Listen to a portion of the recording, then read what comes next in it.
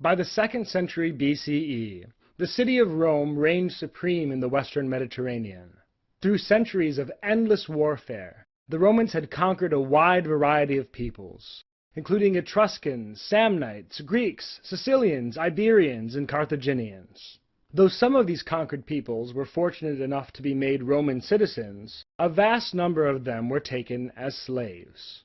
By 146 BCE, slaves may have made up as much of a third of Italy's population. This massive slave population had grave implications for the Republic. In the century to follow, Rome wrestled with social unrest, assassination, dictatorship, and of course, slave revolt. In 134 BCE, over 70,000 slaves rebelled in Sicily.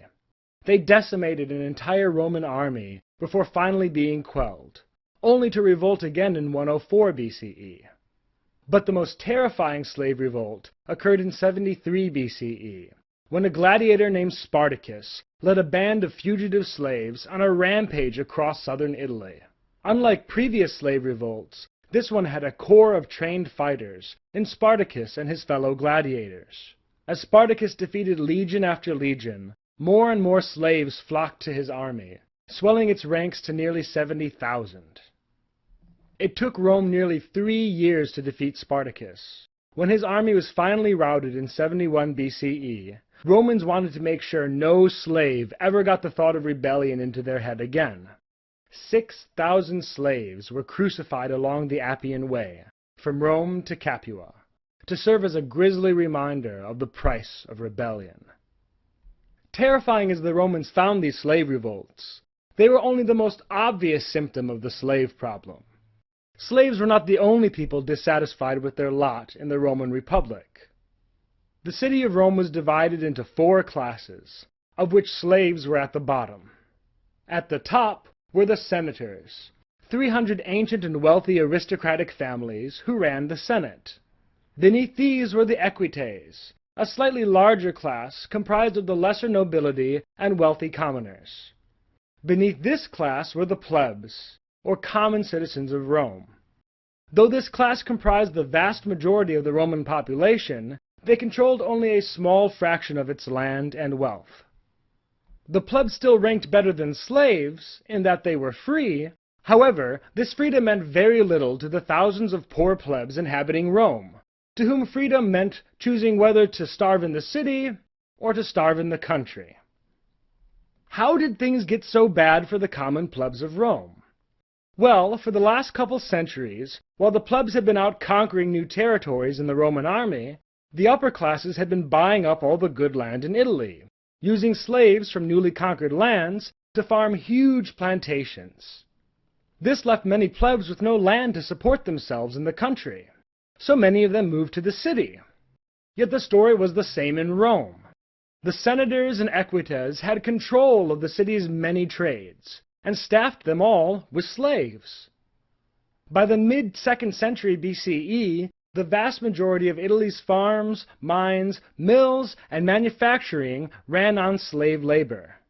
This left most plebs with no land, no job, and few prospects. In 133, a pair of brothers, Tiberius and Gaius of the house of Gracchus, tried to remedy this situation. These brothers, or the Gracchi as they're called, were of the plebeian nobility, meaning that their family was plebeian, but had been raised to the aristocracy.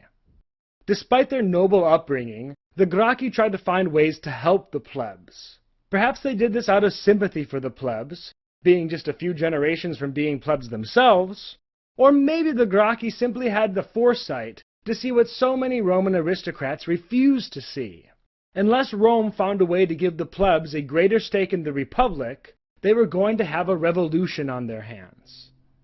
The first of the Gracchi to take a stab at this situation was Tiberius Gracchus, who was elected tribune in 133 BCE. Tiberius came up with a controversial solution to Rome's land crisis. He proposed that each Roman citizen could own no more than 300 acres, with another 150 acres for every child. The remaining land would be divided into small plots and given to poor plebs and veterans. With this new law, Tiberius hoped to break up the huge plantations of the upper class, and give the plebs a way to support themselves again. The senatorial class was outraged by this new legislation, which threatened their fortunes. They had Tiberius and his followers killed. Yet despite this murder, or perhaps even because of it, Tiberius's legislation was still enacted. Undaunted by his brother's murder, Gaius Gracchus ran for tribune a decade later, in 123 BCE, and again in 122. As tribune, Gaius enacted more laws for the benefit of the poor and the oppressed. He tried to stabilize grain prices in Rome by building public granaries along the Tiber and establishing a grain subsidy for poor plebs. He also tried to minimize the exploitation of people in the provinces by establishing controls on provincial governors. Again, the senatorial class struck back. The Senate declared Gaius Gracchus an outlaw. Gaius and 3,000 of his followers were murdered in a political purge. The plebs took this as evidence that the Roman system of law had broken down.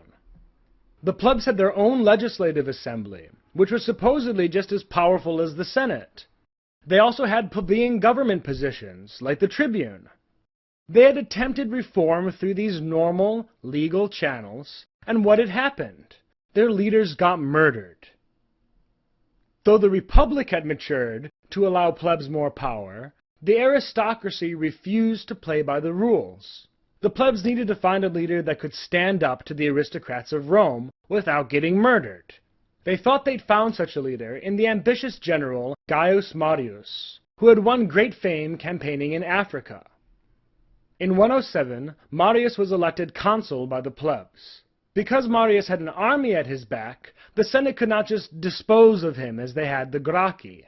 Unfortunately for the plebs, Marius was no great leader. Though he did remove the property restrictions for military service, allowing Rome's poorest a new way out of poverty, Marius's main achievement during his 7 years in office was demonstrating that a man could defy Roman law and hold a position indefinitely so long as he had an army at his back. This lesson was not lost on the senatorial class, who decided to try out this tactic for themselves. In 82 BCE, the Senate named General Lucius Cornelius Sulla absolute dictator of Rome, a position he would hold for 3 years. In that time, Sulla did whatever he could to break the power of the plebs and increase the power of the Senate. He greatly decreased the authority of the tribune, traditionally the defender of the plebs. He also gave the Senate veto power over the pleb assembly, leaving the plebs' only legislative body powerless against the aristocratic Senate. Having done all the damage he could, Sulla gave up the dictatorship and retired to a country estate. If the senators thought that Sulla's dictatorship would solve their problems, they were sorely mistaken. By destroying the tribune and the assembly, they had blocked the plebs' only avenues to legitimate political expression. With no way to address their concerns, the grievances of plebs went unresolved. With no outlet for these problems, the plebs grew increasingly frustrated. It's as if the senators were annoyed by a whistling teapot, and instead of taking the teapot off of the fire, they just shoved a cork into the whistling vent. The pressure of hundreds of thousands of angry plebs continued to build and build, begging for release. When this monumental pressure at last burst free, it released a wave of destruction that would consume much of the Senate and shatter the Republic forever.